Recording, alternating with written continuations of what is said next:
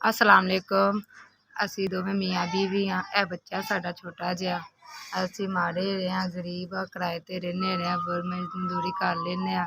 ਅਤੇ ਮੇਰੇ ਵਿਆਹ ਨੂੰ 6 ਸਾਲ ਹੋ ਗਏ ਨੇ। ਬੱਚਾ ਮੇਰਾ ਵੀ 5 ਸਾਲ ਦਾ। ਉਸ ਤੋਂ ਬਾਅਦ ਮੇਰੀ ਨਜ਼ਰ ਦਾ ਮਸਲਾ ਬਣ ਗਿਆ, ਬਲੱਡ ਪ੍ਰੈਸ਼ਰ ਦਾ ਮਸਲਾ ਬਣਿਆ, ਨਜ਼ਰ 'ਤੇ ਪੈ ਗਿਆ, ਨਬੀਨੇ ਹੋ ਗਏ ਨੇ। 5 ਸਾਲ ਹੋ ਗਏ ਨੇ ਅਤੇ ਅਸੀਂ ਬਹੁਤ ਮਜਬੂਰ ਪਰੇਸ਼ਾਨ ਹਾਂ। ਮਦਦ ਚਾਹੀਦੀ ਇਹਦੀ। ਤੇ ਅਸੀਂ ਬਹੁਤ ਪਰੇਸ਼ਾਨ ਹਾਂ, ਮਜਬੂਰ। ਅੱਲਾਹ ਤਾਲਾ ਤੁਹਾਨੂੰ ਜ਼ਿੰਦਗੀ ਤੰਦਰੁਸਤੀ ਦੇਵੇ, ਮਦਦ ਕਰ ਦਿਓ। ਮੈਂ ਬਹੁਤ ਮਜਬੂਰ, ਬੜੇ ਹਾਲਾਤਾਂ ਦੇ ਵਕਤ ਗੁਜ਼ਾਰਦੀ ਪਈ ਹਾਂ। ਮੇਰੇ ਕੋਲ ਗੁਜ਼ਾਰਾ ਨਹੀਂ ਹੋ ਪਾ ਰਿਹਾ।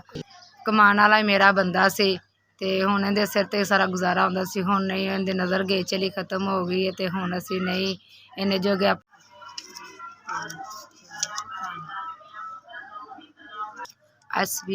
ਅੱਲਾਹ ਤੁਹਾਨੂੰ ਜ਼ਿੰਦਗੀ ਤੰਦਰੁਸਤੀ ਦੇਵੇ। ਤੁਸੀਂ 5000 ਦੀ ਮੇਰੀ ਮਦਦ ਕੀਤੀ। ਅੱਲਾਹ ਤੁਹਾਨੂੰ ਜ਼ਿੰਦਗੀ ਔਰ ਤੰਦਰੁਸਤੀ ਦੇਵੇ। ਅੱਲਾਹ ਤੁਹਾਨੂੰ ਹੋਰ ਦੇਵੇ। ਤੁਸੀਂ ਗਰੀਬਾਂ 'ਚ ਇਸੇ ਤਰ੍ਹਾਂ ਵੰਡਦੇ ਰਹੋ ਤੇ ਆਉਣ ਵਾਲੀਆਂ ਨਸਲਾਂ ਨੂੰ ਅੱਲਾਹ ਬਹੁਤਾ ਜ਼ਿੰਦਗੀ ਔਰ ਤੰਦਰੁਸਤੀ ਦੇਵੇ। ਇਸੇ ਤਰ੍ਹਾਂ ਤੁਹਾਡੀ ਨਸਲਾਂ ਵੰਡਦੀਆਂ ਰਹਿਣ। ਅਤੇ ਸਾਡੀ ਮਦਦ ਕੀਤੀ, ਸਾਡਾ ਥੋੜ੍ਹਾ ਆਸਰਾ ਬਣ ਗਿਆ, ਸਾਡਾ ਘਰ ਦਾ ਥੋੜ੍ਹਾ ਬਹੁਤਾ ਰਾਸ਼ਨ ਪੈ ਗਿਆ ਦਾ। ਅੱਲਾਹ ਤੁਹਾਨੂੰ ਜ਼ਿੰਦਗੀ ਔਰ ਤੰਦਰੁਸਤੀ ਸਿਹਤ। ਤੁਹਾਨੂੰ ਅੱਲਾਹ ਪਾਕ ਤਰੱਕੀਆਂ ਦੇਵੇ। ਮੇਰੇ ਵਰਗੇ ਬੇਸਹਾਰੇ ਦਾ ਤੁਸੀਂ ਸਹਾਰਾ ਬਣਿਆ। ਅੱਲਾਹ ਪਾਕ ਤੁਹਾਨੂੰ